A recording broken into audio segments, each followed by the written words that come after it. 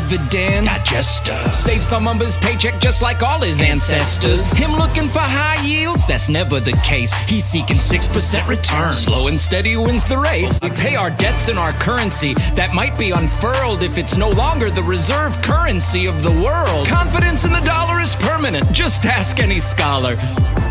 People are exchanging their dollars for dog money. Dog money? Dog money. Dog money. We trading it in for dog money. Dog money. Dog money. Dog money. Dog money. I'm putting it all in dog money.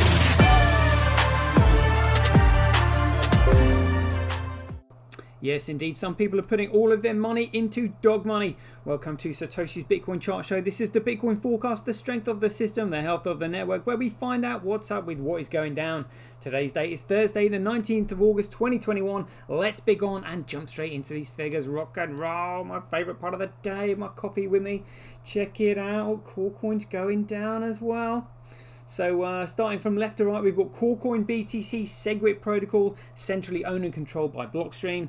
Then we've got Bcrash, another network centrally owned and controlled by Roger Ver and his crony mates. Then we've got Bitcoin, which is the original protocol, making it the real Bitcoin, the true Bitcoin, the genuine Bitcoin, and the world's first and only digital commodity, backed by the value of data sovereignty, making it the most valuable commodity on Earth. Yes, indeed. And then we've got Fisher Price cash on the end. What a joke. So let's have a rundown of these figures on Corecoin then. So we've got hash rate 98.3, network nodes 93.2, transactions 47.3. Oh, we're letting them off the hook at the moment. And block size 2.1. What a joke. So we'll just let our favourite douchebag of Bitcoin, Peter McCormack, explain what we're looking at here. Bitcoin is so different now from when Satoshi was here. Yeah, well, when Satoshi was here, Bitcoin was a peer-to-peer electronic cash system. How far away from that are we now? It's a completely different project. And what would Satoshi Nakamoto have to say about that? It doesn't matter who Satoshi is anymore. Or what if he came back and said something like, what the hell do you think you're doing effing up my project? Even if Satoshi came back, I don't think he would just be immediately welcomed as having this God-given right to decide what happens with Bitcoin. I think he would have to earn his right back into the project. And he's right back into the project. I just thought you said it was nothing like Bitcoin. It's a completely different project, and it didn't matter who Satoshi Nakamoto was anymore. Why would Satoshi Nakamoto want anything to do with a project that is nothing like the one he designed, that is Bitcoin? This makes no sense whatsoever. So in your opinion, what's this alternative project based on now then? Bitcoin is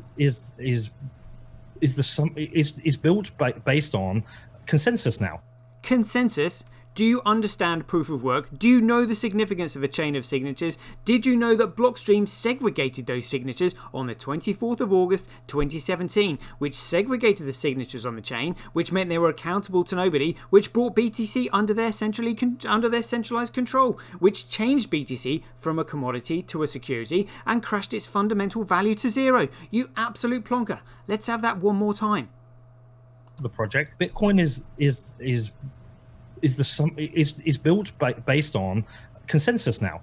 Yeah, nah, for some reason, I don't believe you. Alright, and let's have a word with Roger Ver. So, Roger, tell us about your expectations of your centralized project.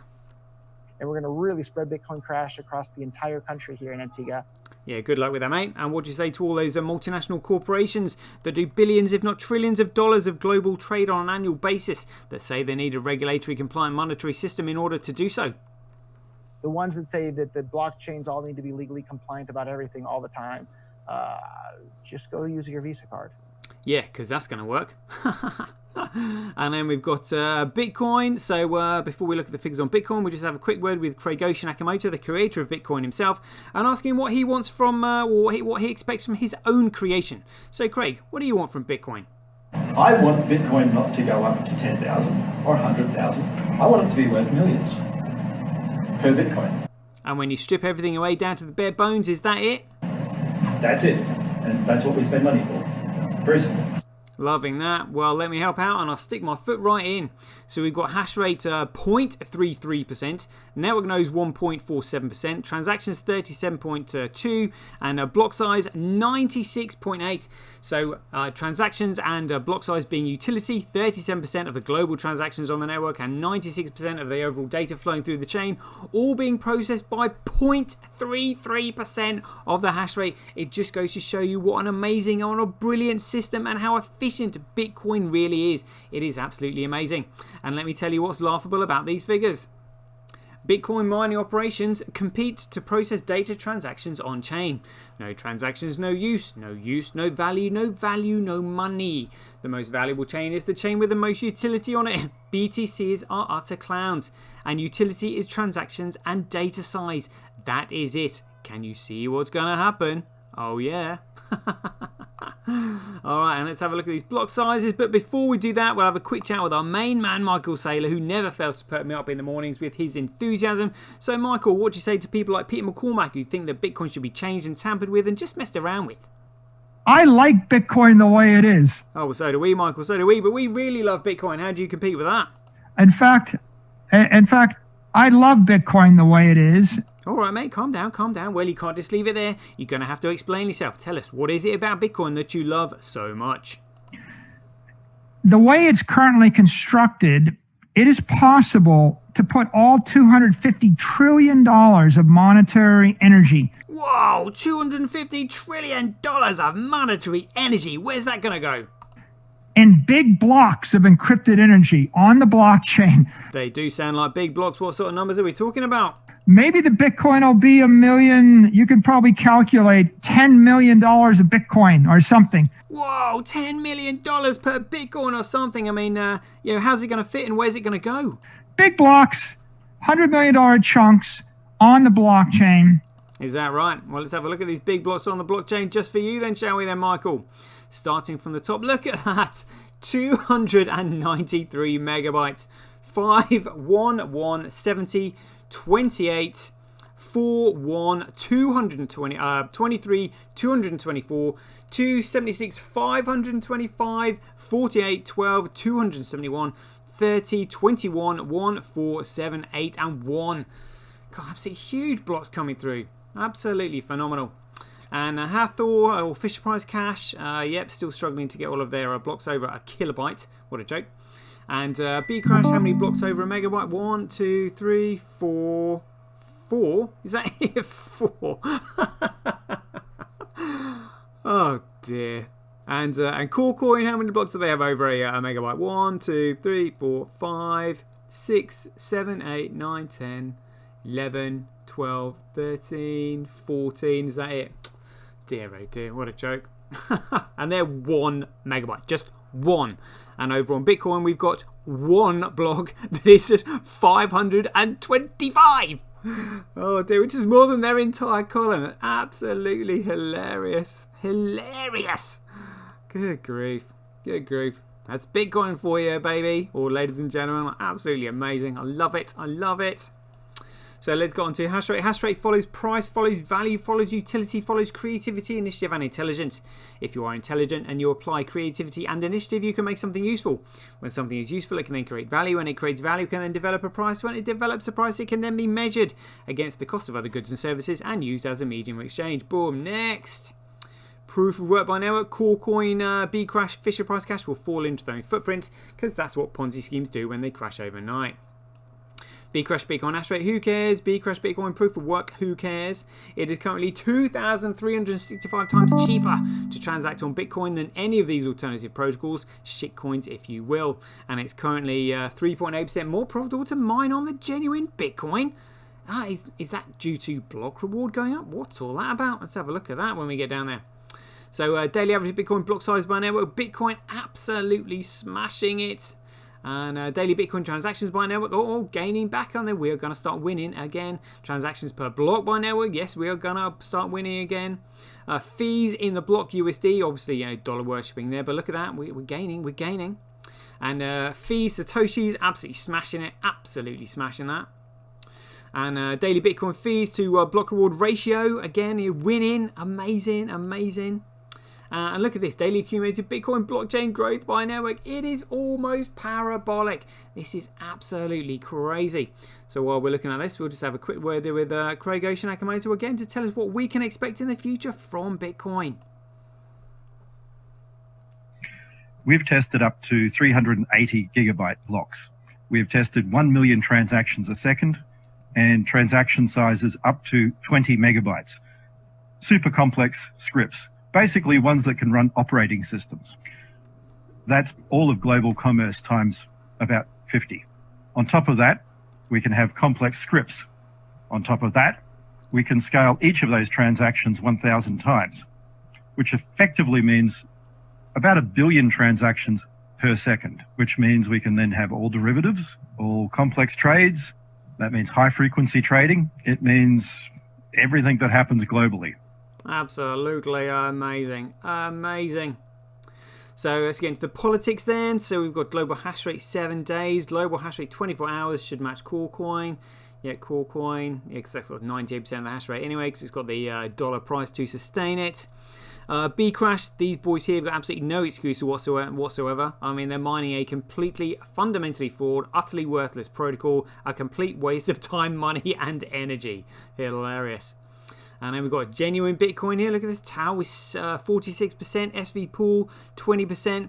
VIA BTC still hanging in there. Other mining pools pushing these shitcoin enterprises off the chain, obviously because we don't want them there, because the only thing they understand is dollar worshipping and price manipulation. And then we've got Anne-Marie's Fisher Price Cash. Yeah, that won't last long either. So the reason we're pushing these shitcoin enterprises off the chain is because the only thing they understand is dollar worshipping and price manipulation, which we will look at now in the short positions. But before we do that, we'll just have a quick look to see how far we are, see how far in front we are. Look at that, 232 gigabytes in front. Absolutely love it. Love it. And the short positions, where are we? Here we go. This is Bitcoin. Look at that. Dirty traders still with a 91% short ratio on the genuine Bitcoin protocol. What a joke. No idea. That's why we say shitcoiners, shit for brains. And Corecoin, where are we now in these short positions? Oh, 4.7. Interesting. That's going up. Shitcoin is getting shaky hands. And let's have a look at Bitcoin Blocks Live. Here we go. So for any newbies who are watching this for the first time, the vertical rectangular blocks moving across the top of the screen are the transactions being recognized by the nodes on the network. And they're recognized instantly the moment they're broadcast, because Bitcoin is an ultra small world Mandela network shaped like this, or created like this. It means that as the size of the network increases, the density of the links goes to zero, making an ultra small world and highly sparse respectively. The network formulation can lead to an improved topology against malicious attacks, meaning it's hard to take down. I love Bitcoin. I love Bitcoin. So once the transactions are broadcast and recognized by more than 50% of the nodes on the network, which is instantly, they're then thrown into the memory pool, which is where they're competed for by miners and payment processors in order to create a block, put the transaction within a block, and then place the block on the blockchain, which is when they're rewarded with the Coinbase data, otherwise known as the block reward, otherwise known as freshly minted Bitcoin. So, for example, you can see the 679 megabyte block. In the highlighted rectangular box below, we can see the hash of the block, block height, who it was mined by, size, the time, the date, the transaction count, and total fees in the block. It's a beautiful system. Let's have a look at charts quickly, see if there's any movers and shakers. Always worth checking. Might be another D drive coming out from nowhere. No, that's all right. Always worth checking. Now, do you honestly think a network that can only handle 4 to maybe 7 transactions per second, if all the stars in the universe align, was ever meant to economically sustain a network such as this? Look at this. Look at all these mining farms. Absolutely amazing. 4 to 7 transactions per second wouldn't even service my local supermarket. An absolute joke. And they reckon it's meant to economically sustain all of these. It's hilarious. Look at that. Just amazing. Just amazing. All these mining farms. Blows my mind. Blows my mind. All from one white paper. Just phenomenal. Phenomenal. Let's have a look at BitInfo charts. So where are we now? Oh my goodness me. Where are we? Where are we? Have they taken us off? What's this? Oh my god. Have they excluded Bitcoin? Have they taken Bitcoin off these charts? What is going on? Look, they've tried to take it out. That's outrageous. That is outrageous. Again, the silverfish have got their clutches into this. Good grief. But anyway, we know that XRP and Ethereum are totally and utterly fundamentally worthless and utter garbage. And we'll just let the Chief Technical Officer of Ripple Labs explain that about XRP right now. The XRP is a digital asset. It's censorship resistant. It's publicly traded. It trades on the XRP ledger. Ripple does not own or control the XRP ledger in any way. Bullshit, bullshit, bullshit. So how did Ripple then get all the XRP that it has? It has about half the supply. So just how did that particular transaction happen? Good question. How did Ripple end up with half the supply of 100 billion XRP? So the way its design works is when the ledger first began operation, the 100 billion XRP, all that will ever exist, were sort of up for grabs. And remind me to have a look at the economic theory of being sort of up for grabs. And lots of people grabbed XRP out of that system, but it just so happens that obviously, just like early miners mined, huge amounts of Bitcoin before the public knew about it or was using it, early XRP users grabbed large amounts of that pool of XRP. And so the people who developed the ledger wound up with, the vast majority of it. Brilliant. One more time, David. People who developed the ledger wound up with, the vast majority of it. Yeah, because they grabbed it. And Ethereum being a security? You just described some crypto as securities. Which ones do you think of as securities? It's pretty clear, and the Supreme Court has actually spoken about this many times. If somebody is raising money, selling a token, start the Ether presale in a couple of weeks. So the Ether presale will be an opportunity for anyone to purchase Ether, where Ether is the internal currency inside of the Ethereum system, sort of like the XRP and Ripple. And the buyer is anticipating profits. What we're hoping is that sort of similar to what happened with Mastercoin. If that slice is something like 20%, and then the value of Ether goes up by 5, then we basically have the entire initial BTC that we got all over again. Based on the efforts of that group. About 100 people that are working on Ethereum right now. Myself leading the protocol design. And we also have branding teams, we have marketing teams. That fits into something that's a security. Partially in order to better flesh out the business plan, partially in order to better flesh out the terms, partially for legal reasons. Absolutely hilarious. So, what about Ethereum not being able to scale? Should we listen to that? Yeah, why not? Build on top of that. Turns out we can build a financial you're plumbing saying layer. That the concept of launching something that doesn't scale and then rebuilding it as something scalable it was scales in the somewhat. Initial plans or initial thinking. We knew it wasn't going to be scalable for sure. More like fail. Let's have a look at BitInfo charts then. Let's see what's going on. Is this going to be available for us today? Here we go. Let's do transactions over 24-hour period. Here we go. We'll add XRP in there just for lulz, and then we'll do over 3 months. Bitcoin SV transactions dropping off a cliff. That's not right. Something is afoot there. Suddenly XRP increases their transactions as does Ethereum, and then they're reporting that the genuine Bitcoin transactions are going down. Something looks suspect if you ask me. Let's have a look at scaling test network. Yep, still 4.4 gigabytes on the scaling test, and then a 1.9 gigabyte block on the mainnet. Lovely. BSV data. Let's have a look at. So look at this MetaNet protocol and MetaNet ID protocol now producing 4.6 gigabytes of data each. Oh my goodness me, that is 9.2 gigabytes of data in total just from those two protocols alone. Absolutely sensational. And let's look at applications. Here we go. Yeah, so CryptoFights is going down. That's gone down by about 100 megabytes actually, by the looks of things. Strange. Should still be more than those other networks, but hey ho, there we go. Still coming at you. We know what's coming. And trends.cash, so TDX pip still macking it hard with 82.8% of apps ranking by money spent and apps ranking by performed actions. That might be like Meta Protocol or Meta ID or something, and then Router SV, and then all these unknown ones. Can't wait for them to be revealed. We will find out what they are very soon. And CryptoQuant, yep, the exchanges were cashing out all last year, causing a squeeze in the liquidity, and then huge amounts of tether printing caused a spike in the price and a massive bubble. And that's exactly what's going on here. The exchanges are dumping and Tether has been pumping, causing this bubble. Oh my goodness me, it's really not looking good. What's on chain? Good question. What is on chain? Estimated next block size 1.55 megabytes. Memory pool usage currently 4.9 megabytes. Lovely.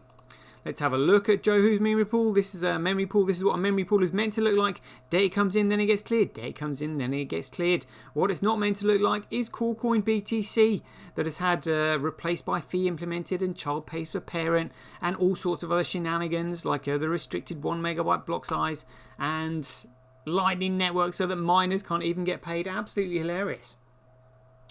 There we go, look at that. That looks absolutely horrendous. Horrendous. And we can see the effect that that's had on TX Street, which we'll look at right now. So while we're having a look at this, we'll have a quick word with Adam Back, the CEO of Blockstream, and find out his expectations for his centralized project that is BTC. So, fee estimation in some cases is quite bad. If you're paying a friend, you can probably afford to wait 4 hours and not pay a priority fee. Oh, shut up, you muppet. I'm not waiting 4 hours just to not pay a priority fee when I'm using a peer-to-peer electronic cash system. This is absolutely insane. And Vitalik, look at that. The median transfer fee, $1.73. Absolutely hilarious. How do you respond to that, Vitalik? The internet of money should not cost 5 cents a transaction. It's kind of absurd. Yeah, really? So what's $1.75 then? Care to explain? Nah, didn't think so. Alright, and let's have a look at our own issues here. Oh dear, look at the amount of dollar printing that is going on. Oh my goodness me. So what do we know about excessive money printing? Statistical analysis has found that every time an empire begins to near its own demise, you'll find that its currency will be debased. Yes, indeed, and that is exactly what we're witnessing here. And if you wonder why they're going around trying to jab us all, that's the reason right there. So knowing that Bitcoin is the only thing that can save us, how are we feeling about it today? CoinGecko, let's have a look. Feeling good? 76%. Yes, loving that. Feeling good. Bitping. Hey, beautiful. Money flow per hour, 81 cents, 46 countries being monitored. Look at that. Bitcoin is the only network that is up 24/7, which means it can monitor the downtime of all these other networks, which means so it can keep them up and running. Little do all these networks know, they will all be running on the BSV blockchain very soon. The entire world will be coming to Bitcoin. It is amazing. And the morning run, so 24-hour trade volume, 3,954. And remember, all of these coins are utter shit coins. They are illegal security offerings. BSV is the world's only genuine digital commodity. And we've had 197,103 purchases of that over the last 24 hours. Oh, interesting. Let's have a look at the BSV depth chart. So it looks like the price is going down. People putting their money into dog money and shit coins and dirty dollar and all that. So we've got 5.4 million asks versus a 4 million bid. So the price is going down, but going to expect a huge increase in both of these numbers very soon. And Bitcoin versus US dollar. Oh, struggling on its way down. And a Corecoin versus the US dollar. Oh, struggling as well. And a Corecoin versus Bitcoin. Let's have a look. Oh, no. Bitcoin traveling downwards. Never mind. We know what's coming. And the entire CMC. So we've currently got a market cap of $1.95 trillion. And just remember, all of these protocols are fundamentally flawed and utterly worthless bits of data. They are not equities in a company. They do not give you dividend. They're not shares. They don't give you rights to anything whatsoever. Just complete Ponzi schemes. So let's have a look, see if we can find Bitcoin here. Will the gremlin in my computer allow me? No, maybe not. That's all right. So if all of these are worthless bits of data, there's a question that needs to be asked, which we shall listen to Daniel Krawitz questioning Tony Vaison right now. Why do you think BTC is valuable? It's valuable because it's the only unconfiscatable asset we have, and that is because that comes from its decentralization. I think Bitcoin is the only valuable crypto asset we have because of the nature of how it started in its first few years. And when you say Bitcoin, you mean BTC, right? Absolutely. But are you aware that in 2017, they changed the rules so that BTC no longer follows the Bitcoin white paper? That is not true at all. The white paper says that there needs to be a chain of signatures. Sure. Okay, so that's not what we have anymore. That's how SegWit changed that. Okay, but it's still Bitcoin. Nice one, Tone, you bone. And let's have a look at YouTube. 631 subs. Thank you very much. If you do enjoy my content, please subscribe and smash like. Thank you very much. And Streamanity, 3 or 4 followers, made 80 cents on yesterday's 2 GB Datadog episode. Thank you very much. Hope you enjoyed that. And Twitch, let's have a look. How much have I made on Twitch so far? It's like $124 or something like that. Try making that on Twitter. Yeah, good luck with that. Here we go, $124. Excellent. And 425 followers. Let's have a look at Twitch stats just quickly. How many new followers has Twitch had over the last 24 hours? Here we go. 21 new users. Loving that. Good, good. Moving in the right direction. And Mama Bitcoin Ruth Eastman. Oh, how's she doing? 1,100 likes. We'll make that 1,101. There we go. Loving that. And let's look at Arman Satoshi. See how he's doing. Oh, 79.9. They're taking his followers away. That's outrageous. And is it worth? I'm not even going to bother looking at stablecoin printers, knowing that Silverfish have got their claws into them. We'll have a look at see if there's been any money printing on whale alerts over the last 24 hours. What's this? Binance USD. Pfft. Remember, they're not going to be around after the 29th of October. Dear, oh dear. Get your money out quick. And they're printing $89 million as you do. Why not when you can? And anything else? So 8 hours, 12 hours. What's that? Binance USD. Pfft. 13 hours. 14, 16, 17. What's this? GUSD. More Binance USD. Oh my goodness me. 18 hours, 19 hours, 22, and we're there. There we go. Right then, peeps. Right, I need to go back and edit this show. Hope it looks like we're up to date with the figures. Hope you enjoyed the show. Catch you guys later. Get paid for posting your pics on Relica. Download the app now at www.getrelica.com. Get your tweet etched on Twitch, forever on the Bitcoin blockchain. Do it today at www.jointwitch.com. BuyBSV.live, the best place to buy Bitcoin SV online.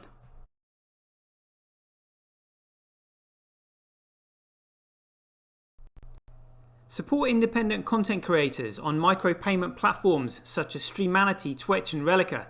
We should profit from our data, not the large corporations who track, monitor and sell it.